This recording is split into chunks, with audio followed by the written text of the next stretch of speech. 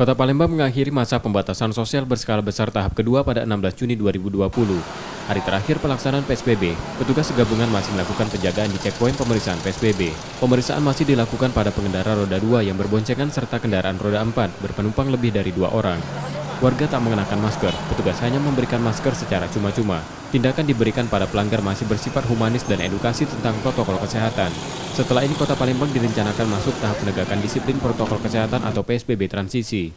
Namun teknis penerapannya masih dalam pembatasan gugus tugas COVID-19 Kota Palembang. Tahap tersebut tetap akan untuk warga mematuhi protokol kesehatan mencegah penularan COVID-19. Besok kita baru akan menyimpulkan apa yang akan kita ambil langkah ke depan, apakah PSBB ini akan berlanjut atau nanti penegakan atau penerapan pendisiplinan protokol kesehatan atau seperti apa atau new normal.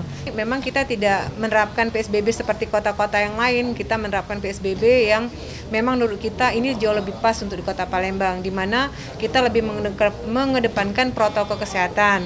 Untuk masalah usaha kita ingin supaya nanti usaha ini tetap bergeliat sehingga perekonomian kita tidak terpuruk. Kota Palembang diklaim sudah keluar dari zona merah menuju zona orange. Penurunan status tersebut didasarkan akumulasi penilaian 15 indikator kesehatan mencapai skor 1,9. PSBB tahap 2, 2 pekan terakhir juga dilonggarkan untuk aktivitas masyarakat, tempat usaha dan pusat perbelanjaan dan rumah ibadah. Rizky Nurmizan, Kompas TV, Palembang.